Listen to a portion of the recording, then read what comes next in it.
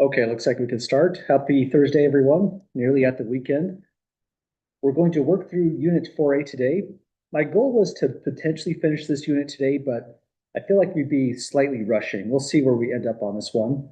I didn't put the due date at the end of it because, again, I like to put the due dates once I know for certain that we're going to finish it on a given day. So I might adjust the due date on this one as for the assignment that you see in my lab, depending on where we end up. But so far, with where we're at, we have quiz 4 due today. This is the one on the consumer price index table. And quiz number 5 is going to be based off of the problems that we're about to start, the next two to start us off in class today. So even though we're not necessarily going to finish the unit today, we'll be doing problems very similar to the ones you'll see on quiz number 5. Well, any questions at all to start us out today, folks?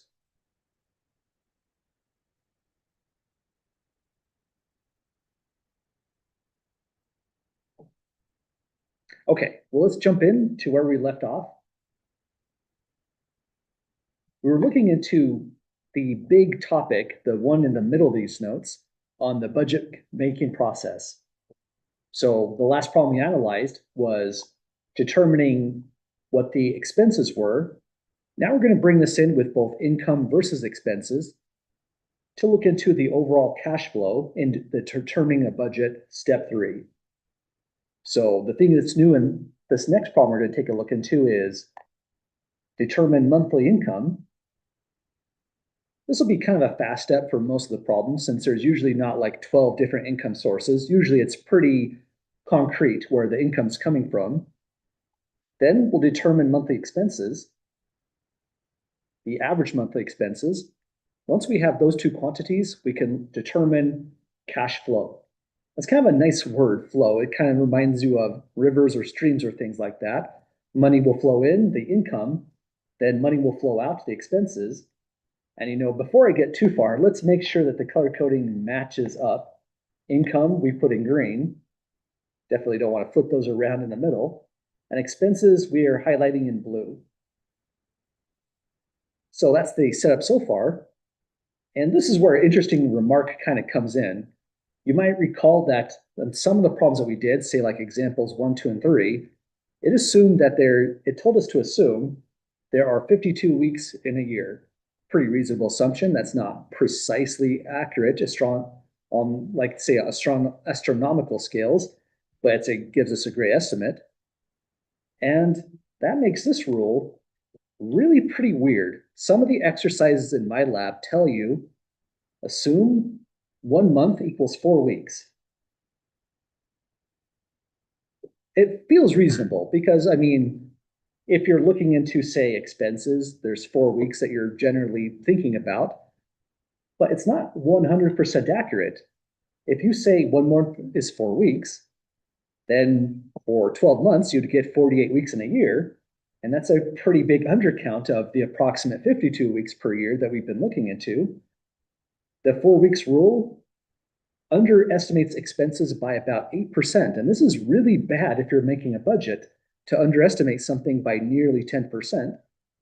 So only reason we're using the 4 weeks rule is the homework in my lab directly tells us to do so. It's slightly reasonable if you're just trying to get a rough estimate. If you know you spend $130 on groceries per week, you buy groceries, say, every Saturday, you're thinking of 4 weeks per month. That seems to be about right. But again, if we did do that assumption, even though it seems to feel logical, that's an underestimate of what you're spending on groceries by about 8%. So if we want to be super accurate, we would use this conversion, multiply by 52 for the 52 weeks in the year, divide by 12 to bring it back into a monthly basis. And that's what we were doing on some of the earlier problems. So we're going to duplicate, just for emphasis, the 4 weeks rule, just to make these problems look similar to what you'll actually be doing in the MyLab homework set. Any questions about that rule so far?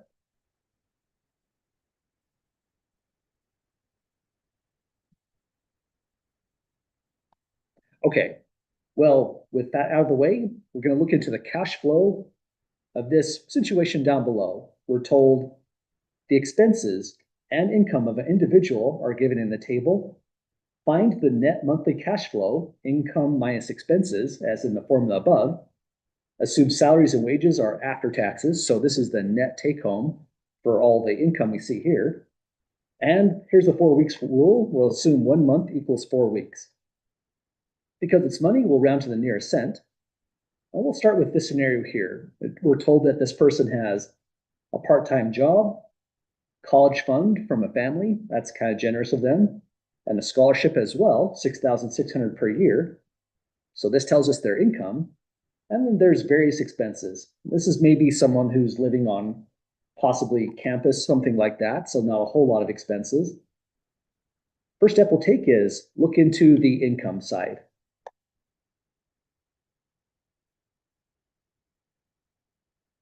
So that'll be this part of the equation for the monthly net cash flow.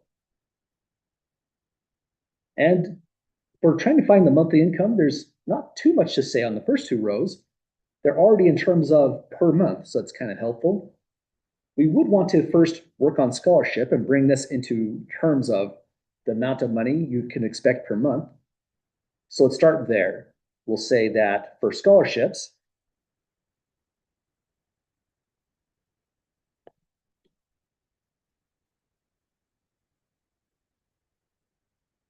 we have 6,600 per year. We want this to be per month, so we'll say 12 months per the 1 year. And that will be just a division by 12 for us on this. So if we're going to get a payout of 6,600 each year on the scholarship, here's how much this is going to help with the monthly finances. Take 6,600, divide by 12, and it's $550 per month. I mean, even though it doesn't seem like an earth-shattering amount, every bit helps. So that's a nice scholarship. $550, let me double check my figure there, per month. So now we're ready for the total income. We can say total income or total monthly income is just going to be the sum of these first two rows, since they're already in terms of per month, and then add the 550 per month. So here's what we're going to get all together for income. 850 plus 400 plus 550 per month puts this person at 1,800 per month. And we're done with the income side on a monthly basis. Any questions at all, folks, getting that figured there?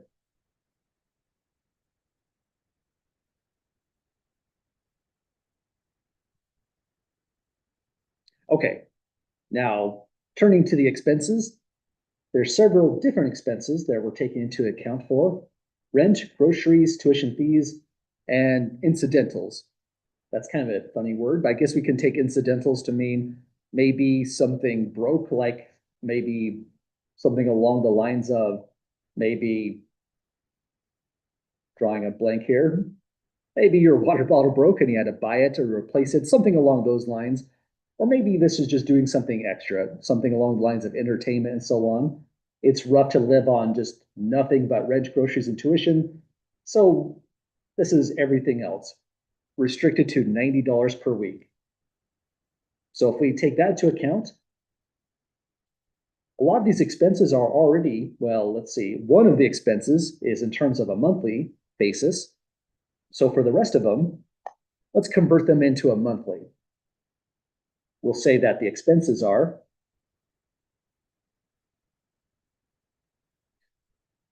first, we already have $550 a month for rent, but let's work on groceries.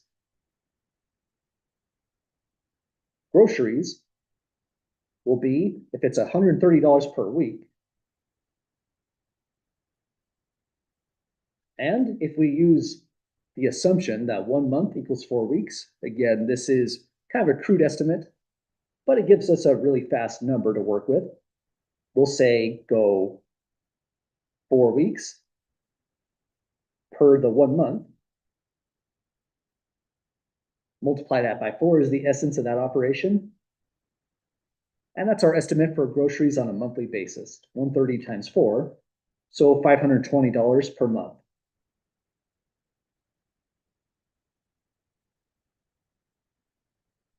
So that's one down. Again, this is pretty much not doing anything too different than what we did on the very first few examples on the notes. It's just a bigger context. We're looking into cash flow, so considering both income and expenses, and doing conversions as necessary. This one's told tuition fees is twice a year, or it could have been stated semi-annually for just different language. So let's put this on a monthly basis as well. Tuition and fees. If it's 8914 twice a year, we can rewrite this as 2 times 8914.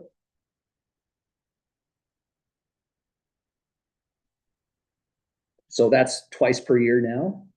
We want this on a monthly basis, so we'll go 1 year, divide by 12 months.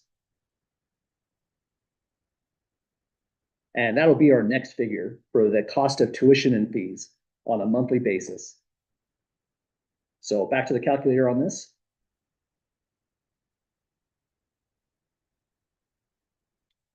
We're taking 2 times 8914, multiplying it by 1 over 12. And to the nearest cent, this is $1,400, $1,485.67.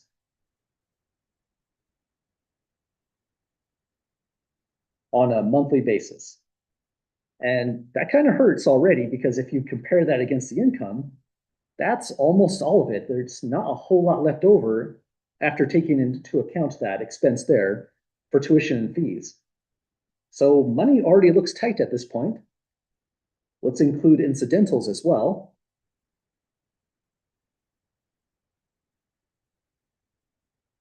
So this is at $90 per week.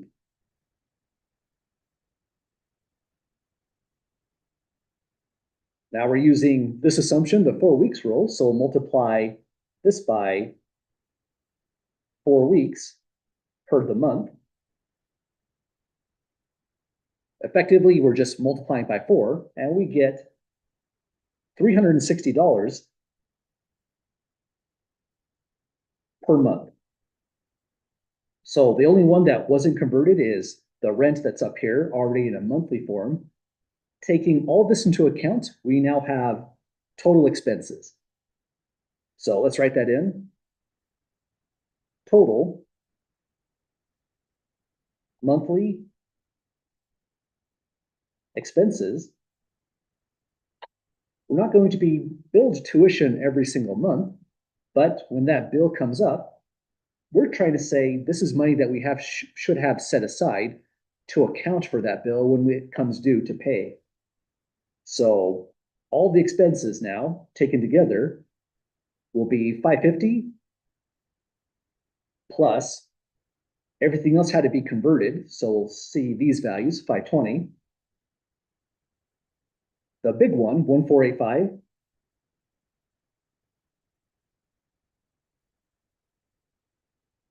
67 cents. And finally, incidentals, 360 per month.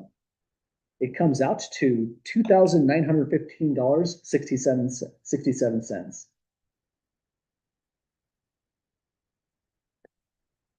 And it's quite a lot. Once again, the thing that's kind of tricky about this is if we're just looking at our monthly expenses on a month-by-month basis, but ignoring this right here, suddenly we have a really pretty picture that expenses weren't a big deal. Say, make that be a 0, and everything looks nice. It looks like we can cover that. We have income at 1,800. Our expenses month by month is 1,430, but that's not the whole story, because this hits twice a year. If we really want to get the full landscape of this person's budget, we needed to consider that on a monthly basis to see what the whole story is. That way, we're not surprised with a sudden shortfall when one of these bills comes up for tuition. So the picture isn't pretty. Income is at 1,800. Expenses are at $2,915.67. And this will finally get us the net monthly cash flow. So this is kind of the experience of building a budget. It's a pretty realistic looking situation, but the numbers are, again, not very pretty picture on this one. Any questions or comments so far?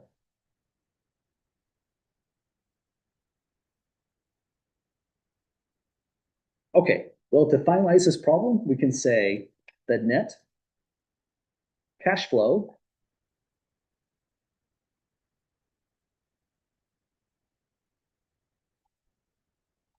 will be defined to be equal to the income, which is monthly income. We said $1,800, or we could rewrite that as 1,800 per month,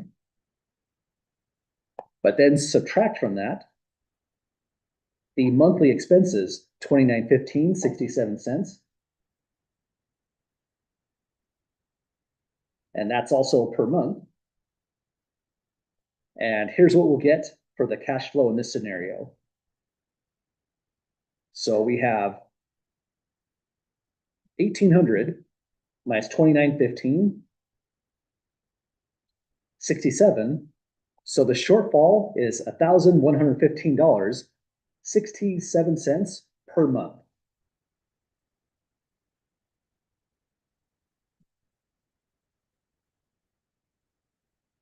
Let me double check my figure again. Oh, I'm off by $1. Every dollar really matters, so let's make sure we get that in accurately.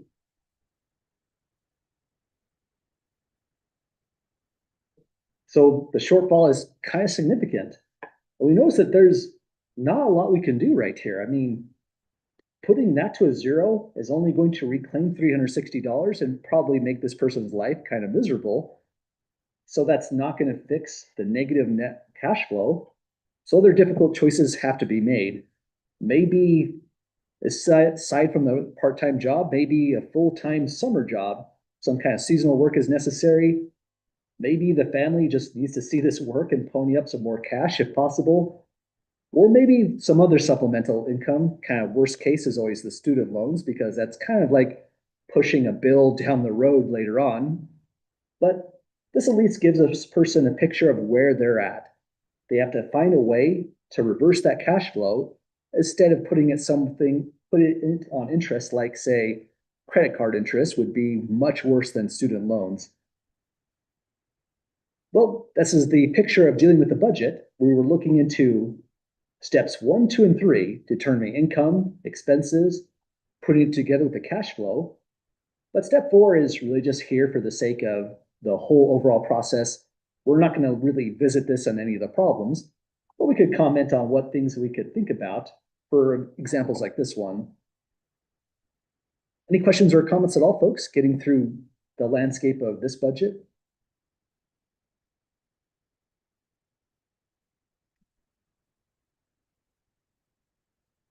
Okay, we'll try out one more problem like this.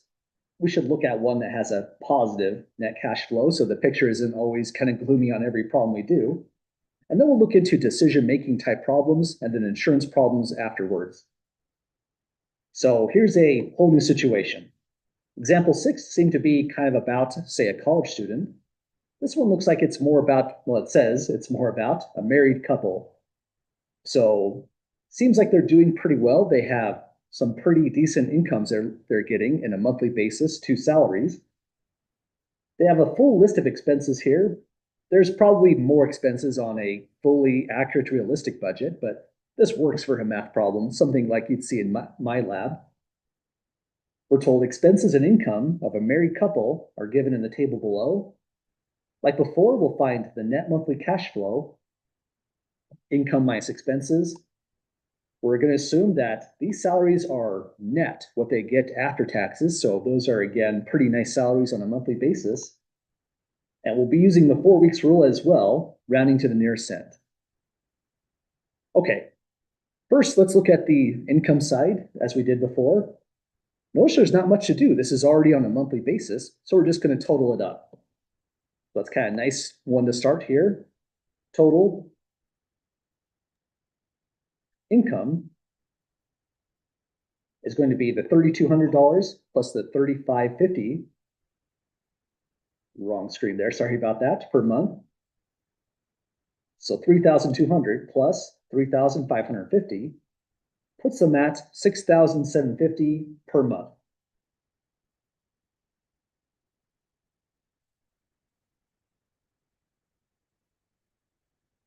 And although that seems like a lot, it really just depends. It depends on, are they living within their means? How bad are their expenses? And so on.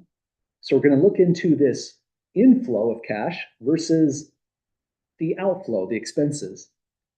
We already have some stuff in terms of month. Rent looks kind of realistic depending on the unit they might be in. It's pretty rough, 2,550 per month. They have an auto loan. This is also in a per month basis of $650 per month. That's also pretty rough, but kind of realistic these days. Car loans are getting expensive on a monthly basis. Groceries is $325 per week. That seems insane, but let's just imagine they have like 7 kids or something along those lines. So really big family, they're spending a lot. Utilities, $275 per month. That actually seems kind of low based off what we're saying so far, but let's go with that. Here's the first thing, or actually that was the first thing we want to convert. The next thing we need to convert is the car insurance, which is semi-annually, twice a year, gasoline, but the phone is also on a monthly basis. Okay, so 3 conversions we need to make. So expenses converted will be the following. First, using the 4 rule, we're just effectively multiplying that by 4 to get that into a monthly basis, like in the last question. So we can write this out as groceries is quite a lot for this family. $325 per week means multiplied by 12 months, by 4 weeks per the month. Not sure where that 12 came from. So this will give us altogether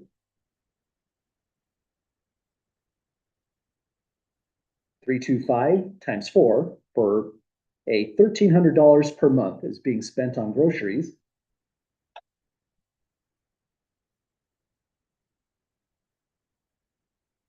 Okay, so that's 1 down.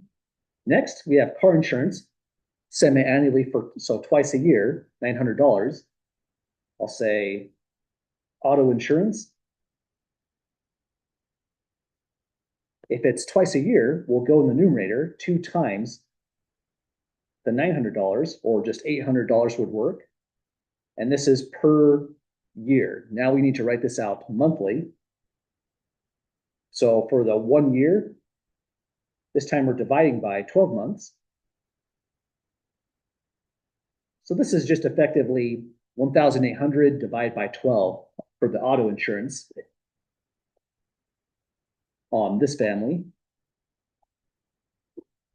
So altogether, 2 times 900 times 1 over 12, they're spending $150 per month on their auto insurance bill.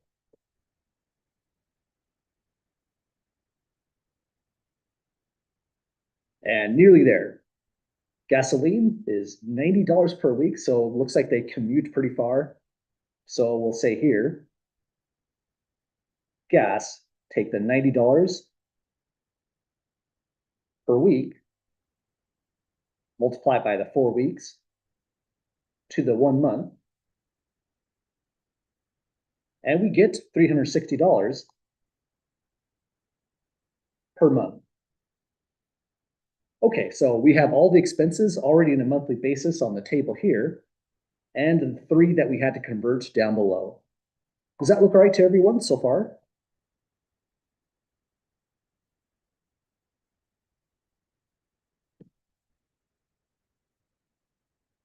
Okay, so let's see if this family is okay, or if they're in the negatives, like in the other scenario. We have that total expenses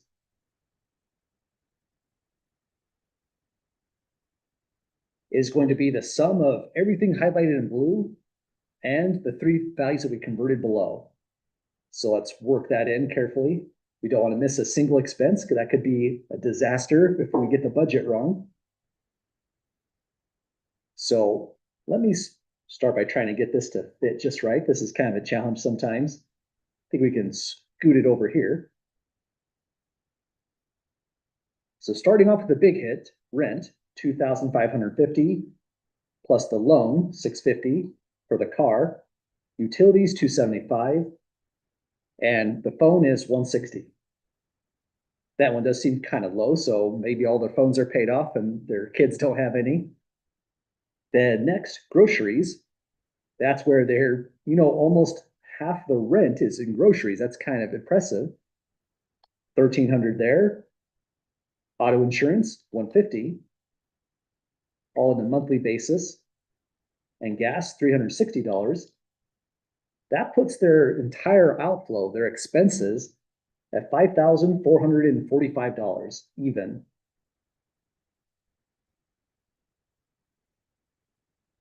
And this is on the per month basis. So how are they doing? Not that bad. Their income was 6,750, and what's flowing out was the 5,445. Let me double check that I have everything on paper there. It's supposed to be 1, 2, 3, 4, 5, 6, 7. Okay, it looks like we have 7 values. Does that look all right to everyone so far?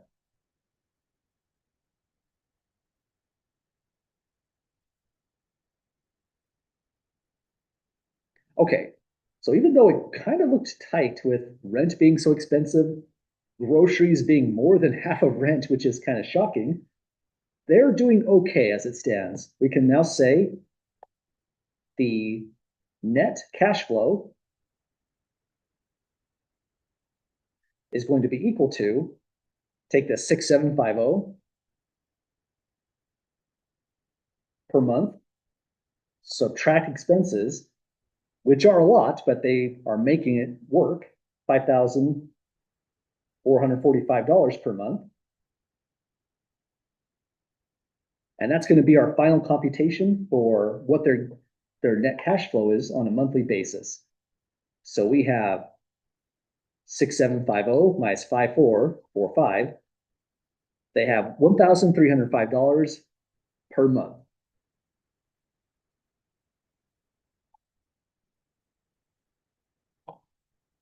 I know depending on their goals, maybe that's okay and they're happy. But if they have other goals, maybe saving up for college funds for their kids, something like that, or maybe going on vacation. Going on vacation, if this is your excess per month, that might be tight. Say you go to Disneyland and accidentally spend $10,000. It's easy to do. That's maybe not as pretty a picture as it seems. But for on a month by month basis, if this is all of their expenses and they didn't lie and hide anything at all, they're not doing too bad. Well, any last questions at all, folks, getting through this example?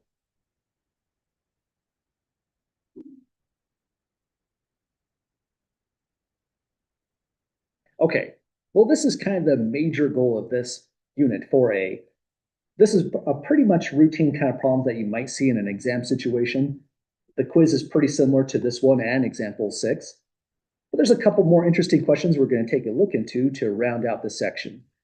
We mentioned some of the problems are really just all about decision-making processes.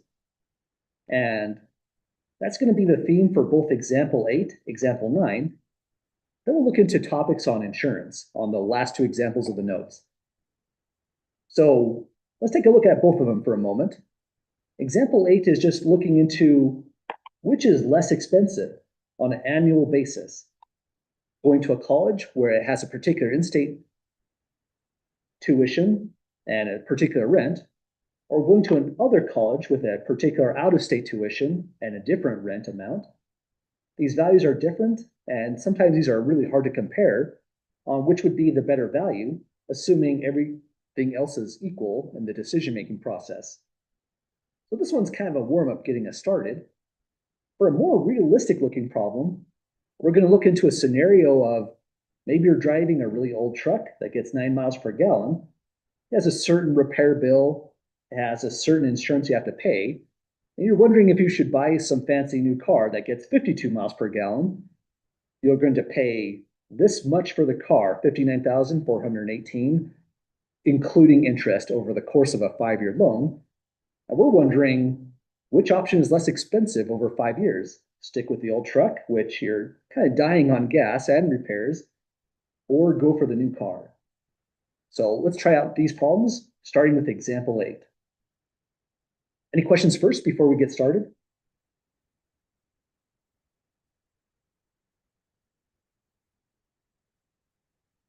Okay, example 8 is kind of nice because it's really a kind of a fast computation. Example 9 we'll take our time with since it's more like real life. It's really messy. There's lots of factors to take into account. But for this one, we can just break this up for in-state tuition being one thing to compare. Let's color code that in green. And out-of-state tuition being the other thing we'll compare it against. We'll consider that to be the thing in blue.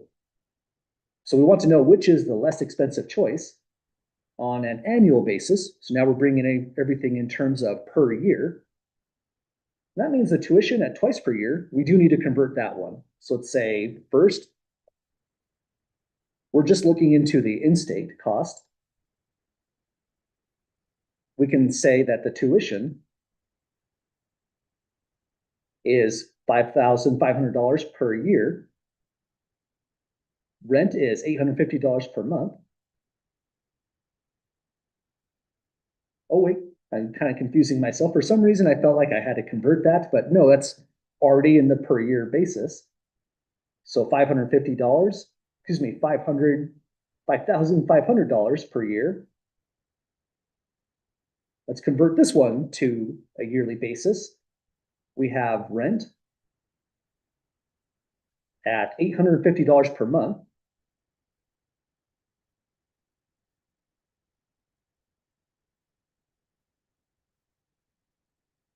If we want this on a yearly basis, we can now say, take 12 months in the numerator, divide by 1 year, or just year for short, and this will be a times 12 computation. So 850 times 12. So $10,200 on rent for the entire year.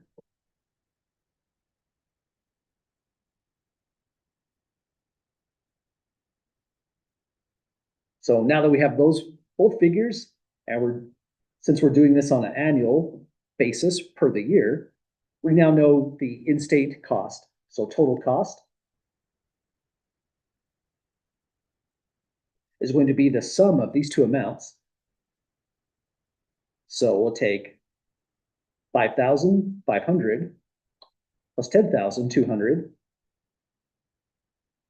That's a times, let me fix that, plus 10,200. That number seemed oddly large. Total cost for staying in state will be 15,700. That's a really nice tuition. So if we're only looking at these two factors, that's our cost on a per year or annual basis. Well, now we're going to switch over to what the cost looks like for out of state. The tuition is much higher at 8,000 compared to the 5,500, but rate goes down to just 500 per month. That might not feel like a lot. That's just $350 difference, whereas the difference from tuition is in the order of thousands of dollars. So that makes this computation kind of foggy until we just really see the numbers on paper. So let's do our conversions. We know tuition per year. We'll convert rent like before. We'll then have a better picture for what the out-of-state cost is. So out of state, we already know that tuition is going to be 8,000 per year. Next, we convert the rent here. Effectively, it's just times 12. So rent is going to be, take the 500 per month. We want this in a yearly basis. We have to have year in the denominator, but that makes sense because then we can put 12 months in the numerator. And with our ordinary unit analysis, we'll see months cancels in the normal way. Just like before, it's really just boiling down to take the number times 12. So this time it's 500 times 12. And we get 6,000 for rent on this one. And this will be per the year. These are kind of nice round numbers. Let's add these together now. We can say for out of state, total cost will be equal to, forgot the unit there, take 8,000 plus the 6,000, and we're looking at 14,000. That's a comma and a decimal per year. And it comes out cheaper, actually. Not by a whole lot, $1,700 cheaper, but if all factors are equal, we don't care if we're staying in state versus out of state. We just cared about those two costs and nothing else. We can now say out of state will be the least expensive choice on an annual basis. So let's make our end conclusion. Out of state is the least expensive. And we're done with that one. Any questions at all, folks, running through the work on this?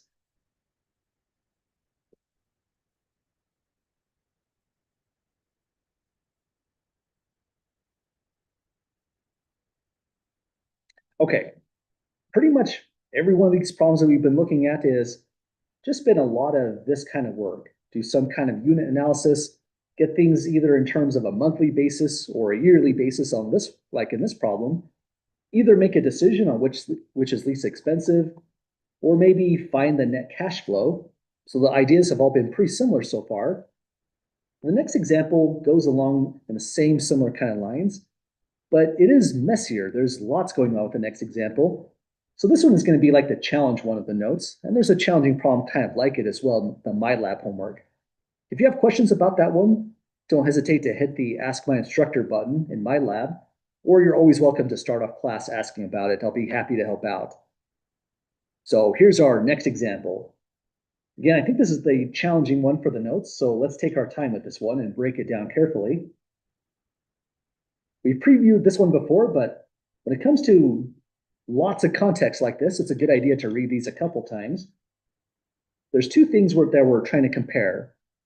The old truck versus a new car that you're considering purchasing. And if you go to the car dealership and you're about to purchase this car, or maybe if this is a nice car dealership, they might post this on the window, you might get a good idea for what the total cost would be for, say, a 5-year loan at a certain interest rate. So we know a good amount about this new car.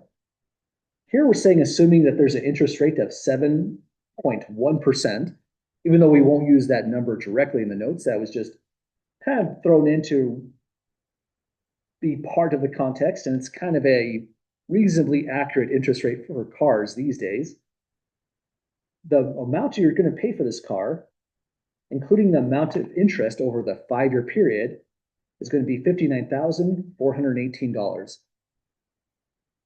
Well, we want to know, over that 5-year period, the cost of that loan, which option is less expensive? Sticking with the older car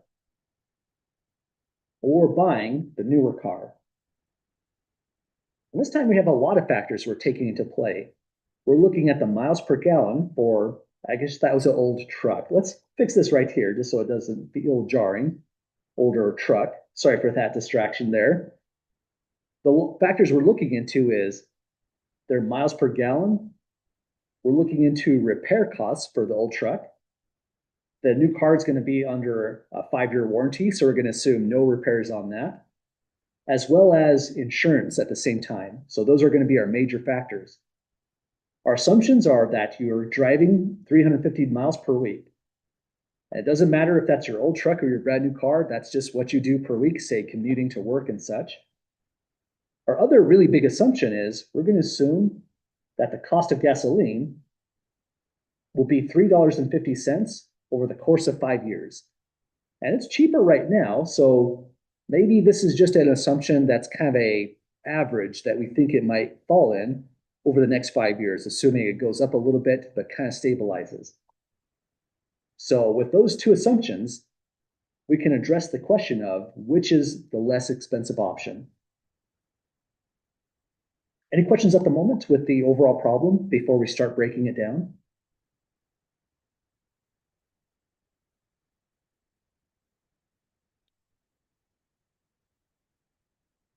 Okay, let's bring in all the costs finally for the one option, sticking with the old truck over 5 years. So here I'll put old truck, whatever kind of truck that might happen to be.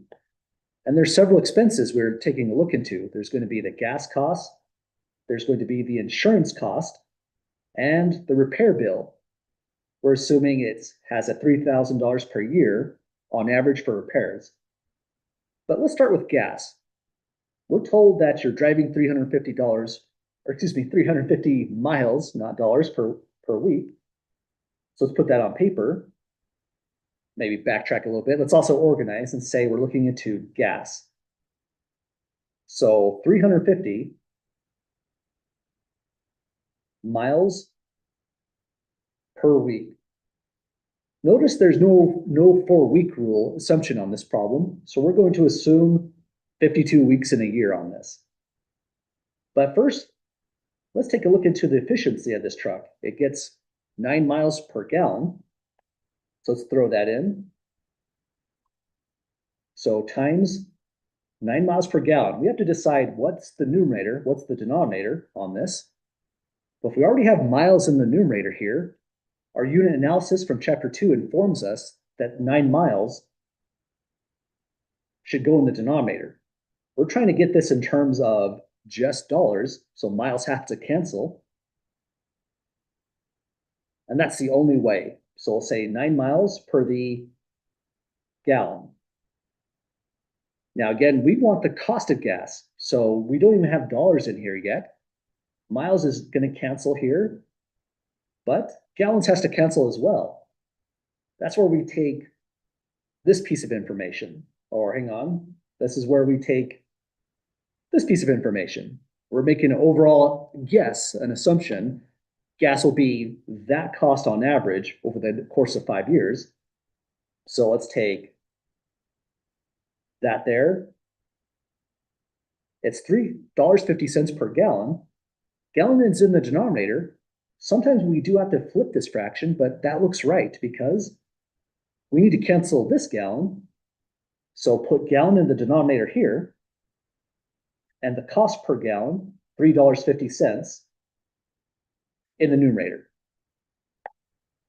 Let's highlight that in yellow just to show it came from that assumption.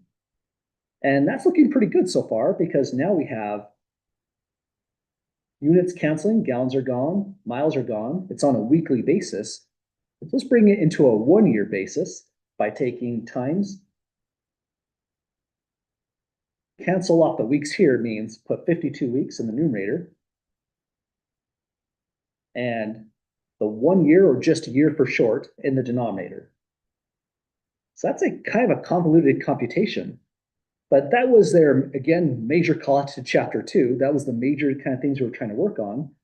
How can we put all these different ideas together, different rates and units, to get cancellations work just like this and get a cost, our overall goal? So all units are canceling in a nice, clean way, and all we're going to have is a cost per year. We want the 5-year cost on this, but it's a good start. So this is all together. After we put it into a calculator, it's going to tell us how much on a yearly basis. Before we get that figure, any questions at all, folks, on this part here, just the unit analysis?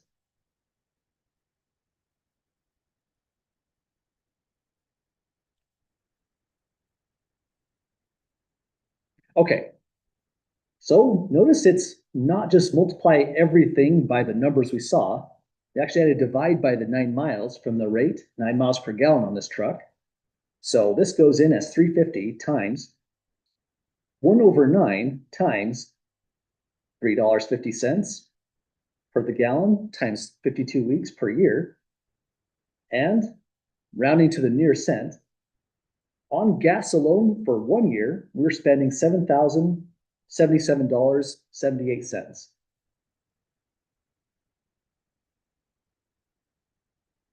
That's not the whole story because we want the 5 year cost, but we're getting there. Now that we have the cost per just the single year, let's put that unit in just to be specific and a reminder. Cost per year, we now know the cost for gas. And what else do we have for costs? Insurance for this truck is $535 per year. So insurance,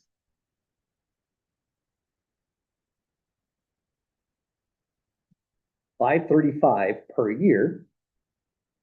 And finally, there's a repair bill. We're making a big assumption here. We're going to assume that that's just the average repairs on this truck on a yearly basis, $3,200 per year.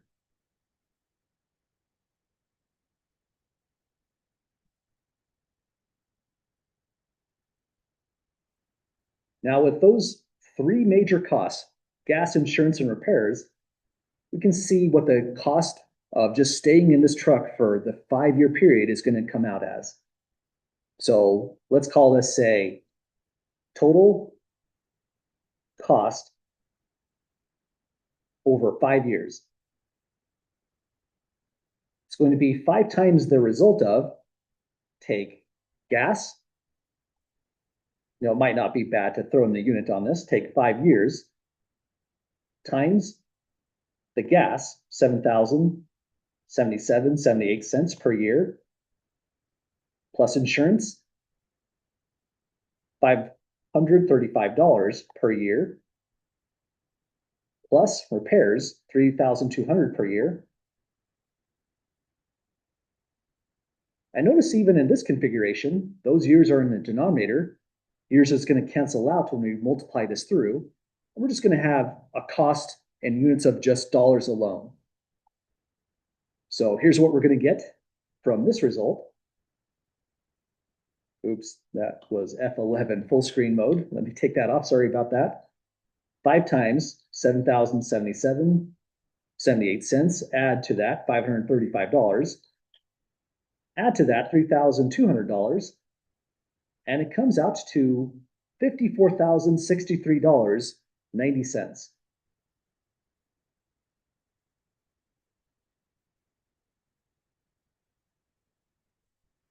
Okay, so that's the full top to bottom analysis on your yearly, or excuse me, your 5 year cost if this is your old truck and you decide to stay in that truck. With a lot of assumptions, right? That this is a consistent driving 350 miles per week, gas stays consistent, that your repair bill is a decent average here that's close or highly accurate, and your insurance rates never go up. So if that's all in line, we have a realistic value down below. I feel like that's a lot of analysis. Any questions at all, folks, getting down to that number?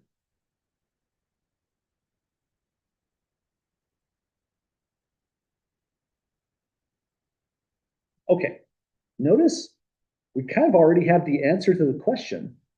The big question was, over a 5 year period, what option is less expensive? Sticking with the older truck or buying a new car? The cost of the older truck is $54,000 and some change. But when you buy this new car, the principal amount plus the interest you pay over 5 years is coming out to $59,418. That's already exceeding this figure right here. So we can answer the question. The new car is the older truck is the less expensive option.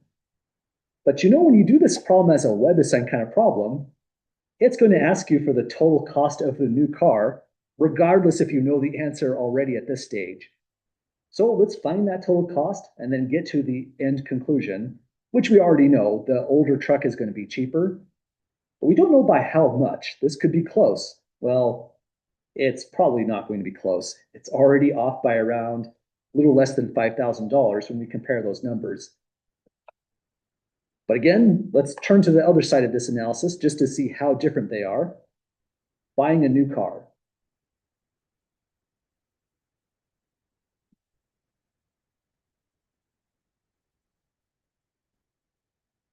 Well, we already have the big expense. This is how much it's going to take to purchase with interest included.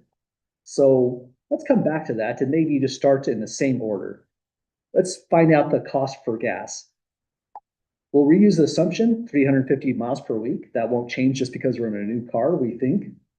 And this new car is efficient at the rate of 52 miles per the gallon.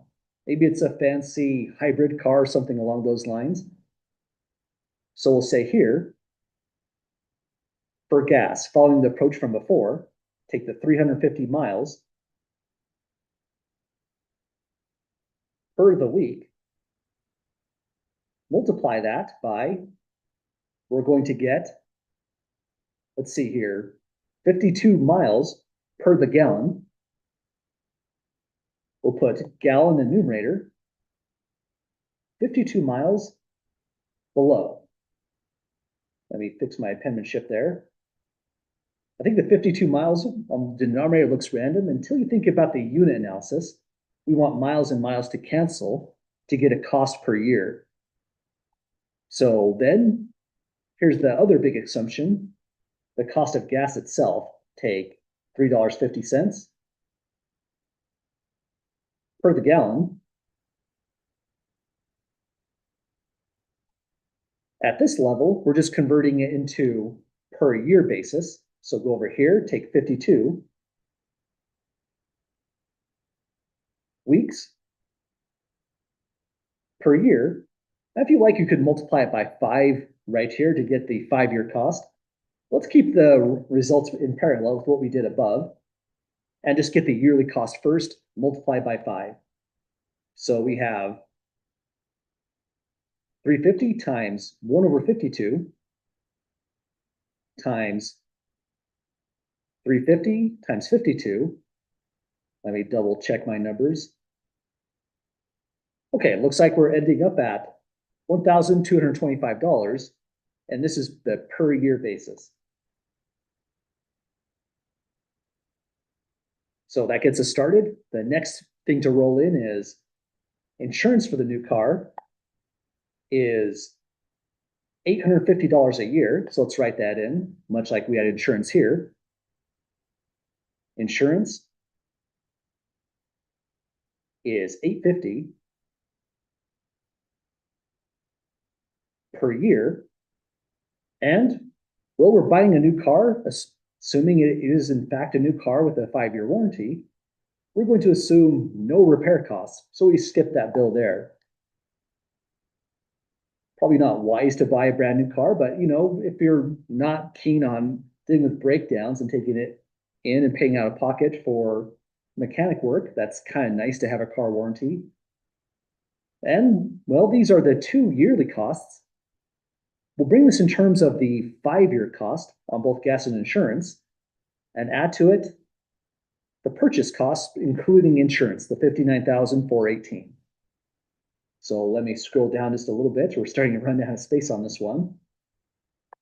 So let's maybe say the total cost over 5 years, this is for the new car, is going to be first the purchase cost, $59,418.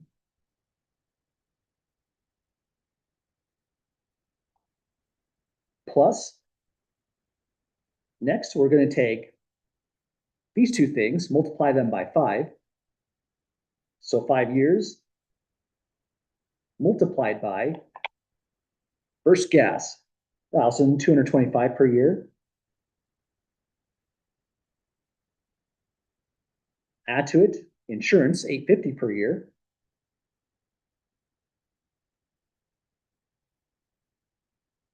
And we'll get the total cost of this brand new car. So back to the calculator on this one. Oh, geez, that's that F11 again. I don't know what button that was. Sorry about that. Our total cost is going to be $59,418 plus 5 times the amount for gas per year plus the amount for insurance per year comes out to $69,793.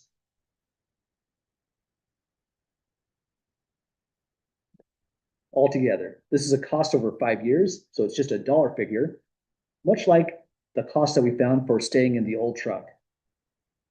So now we can definitely resolve the question. Sticking with the old truck over this 5-year basis is quite a lot cheaper. It's kind of surprising. When we saw the original 9 miles per gallon, the fact that there was a repair bill, 3,200 per year, this didn't look like it was going to be the better option. But buying a new car is extremely expensive. We could probably make the numbers work out better if we bought used instead of new. Let me fix my English on that, ending with a G for buying. So the end of this question is staying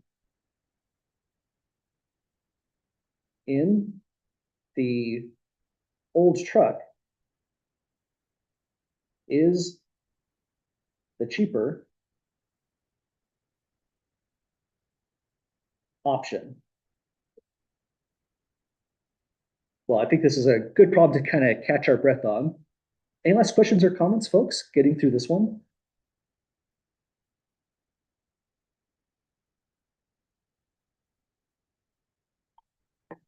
Okay.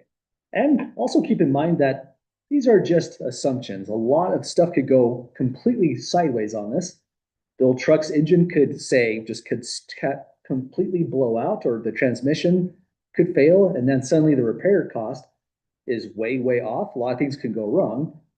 And if we're thinking over a 5-year basis, that's maybe not the best time frame. Maybe you want to buy this car, drive it for 10 years. Things might work out differently over a 10-year basis. You're done paying off the car, and now this impressive $7,778 per year is going to start to really hurt over 10 years. So that's a whole different kind of question and analysis together. But if we are just considering a 5-year basis, this is how the numbers fall, and the old truck is actually doing better. You just might feel bad if you're worried about only getting 9 miles to the gallon on gas. Well, turning to the last questions, we're going to look into insurance costs. And this is its own kind of convoluted type of decision-making process we're going to look into. Example 10 is going to be all about auto insurance. And example 11 is going to be the more messy landscape of dealing with health insurance plans and deciding which plan is going to be the better option for a specific scenario, a low deductible versus a high deductible plan. We're probably going to get into this one when we come back on next Monday's class next week. I think we might be able to get through this one here. Let's give this one a try. First, there's specific language we need to think about once we're now in the landscape of dealing with insurance. The first thing that we have to keep in mind is the premium for the policy. This is the amount you're going to pay to buy the insurance itself. Sometimes it's on an annual basis, usually for, say, homeowners insurance. Sometimes it's semi-annually or renewing twice a year for, say, auto insurance. After that is the deductible. This is the amount that you have to pay yourself out of pocket for any incident that occurs. So if your auto insurance policy has $1,000 deductible per incident, I think that's what mine is set at actually, then if anything happens to my car and say a collision, I have to be ready to spend $1,000 myself, and insurance will pick up the rest of the bill. After that, if we're talking about health insurance, that's going to be the next example. Co-payment is the next thing that comes up. This will be the amount that you pay to use a particular service, whether it's visiting a doctor, getting an x-ray done, anything along those lines.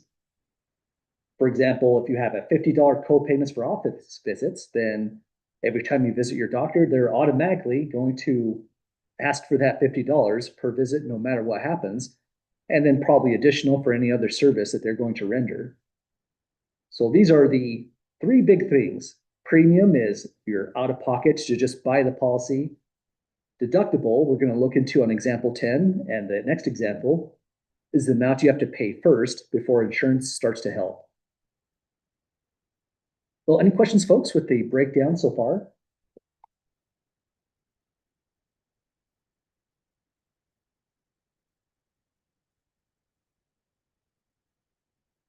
Okay, and these examples are pretty similar to the ones that you're going to do in my lab.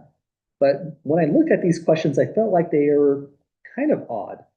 So I have a statement here in brackets about what's going on in this problem.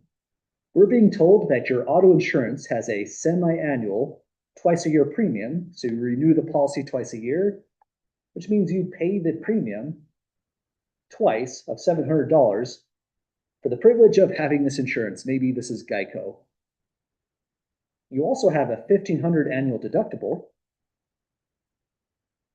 But that's where this problem gets kind of weird. It's okay as a math problem, but not exactly true to real life. If, for example, in 1 year, you have a collision repair bills of $1,300 and $1,800, that means there was two incidents, probably minor fender benders. But more likely than not, you are going to have to pay your deductible both times. And auto insurance is almost always in real life going to be per incident. And every incident, your premium is probably going to go up as well when you go to renew, whether you're at fault or not. It's totally unfair. But here we're assuming that we have a real annual deductible. Again, this is pretty rare. And so even though there's two different incidents, we're only going to worry about the deductible happening once in this problem. Does that make sense to folks so far?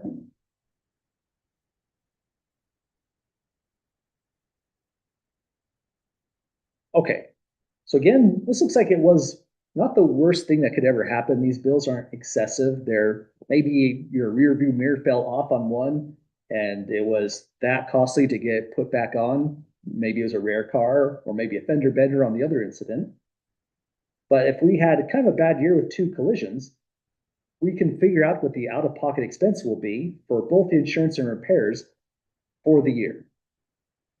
First, for as far as the expenses go, we're definitely going to pay for the year that premium twice. So we can say the premium, just because we bought the policy, this is going to be the $720 two times. So 2 times 720 per year. So that will work out to $1,440 per year. So no matter what happens, whether there's collisions or not, we're on the hook for that bill there. It's, one of those things we have to pay. It's required by law, except for I think just one state in the country to have auto insurance.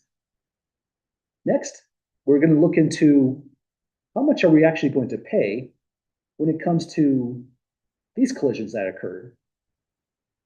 Let's put in the total collision repair bill first. Total repair bill is going to be equal to the $1,300 plus the $1,800, which will work out to $3,100. But we don't actually pay that. Anyone see what the out-of-pocket expense should be when we have these bills both put together? 1,500. Exactly, yeah. The insurance is at a $1,500 annual deductible, and that's the amount that we're responsible for. We're not responsible for the entire collision repair bill. Again, this is weird putting two incidents together, but let's go along with it. We're just going to pay the deductible itself. The insurance policy is going to take care of the rest. So we pay only the deductible of $1,500 per year. Kind of high as a deductible, but that's what the policy was set as. Now we are ready for the total out-of-pocket expenses for both the insurance and our repair bill just comes to the deductible amount, $1,500 per year. Let's say total cost will be equal to, for the year, $1,440 for the premium, plus only the deductible we have to pay $1,500 per the year. So this works out to, let's see, $29,040 per year. Let me double check my arithmetic on that. Okay, so again, wasn't a great year. This is how much we had to pay for these incidents with the insurance and the collision repair bills. The next question, part B, asks, what would have the total been without insurance? Well, if we don't have insurance, we're not paying the premium, but we'd be paying the total repair bill of $3,100. So we can say here, total cost would have been equal to the full repair bill, $3,100 per year. Well, that means in this specific scenario, it looks like the not having insurance would have been cheaper. But then again, if you get in any incident where a police officer is going to ask you for your license, registration, and insurance, we're in legal trouble now. We're going to have to pay fees, might have to appear before a judge, and then they're going to make us buy insurance anyways. But it's kind of an interesting comparison. We just pretty much have to have insurance. But in this situation of pretty small repair bills, not having insurance comes out as cheaper on this one. Shouldn't say it in that way. That's bad advice. You definitely should have auto insurance in the state of Idaho, but that's the comparison we're making on this problem here. Well, we're going to look into healthcare costs and comparing one plan to another, a high deductible versus a low deductible plan. But any questions or comments at all, folks, getting through this one?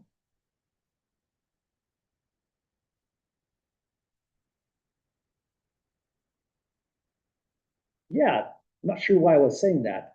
It turns out the insurance was cheaper. I was looking at this in a weird way for some reason. The total cost is more by, looks like $160. Thanks for saying that, Zach. Let's put that here as a quick comment. Having insurance is the cheaper situation. Must be getting tired on a Thursday. For some reason, I was just looking at the numbers sideways for some reason. Thanks for bringing that up. And that's probably a good thing as well, that the insurance turns out to be the cheaper option because it's the option we have to legally go by in any case. And it's not by a whole lot, but it did save us a little bit per year. Other questions or comments at the moment?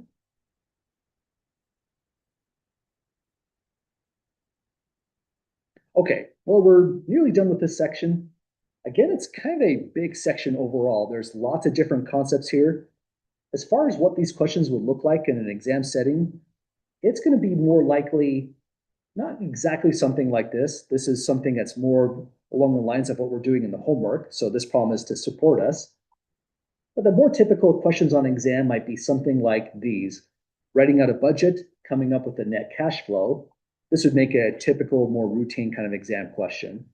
Possibly something along the lines of insurance as well, since these ones don't get too out of hand.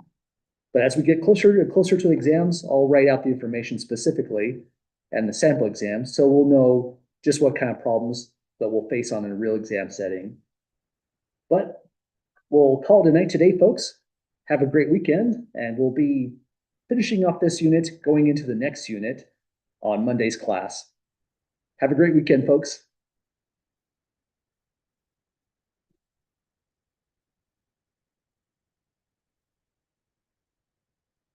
Thanks. Take care.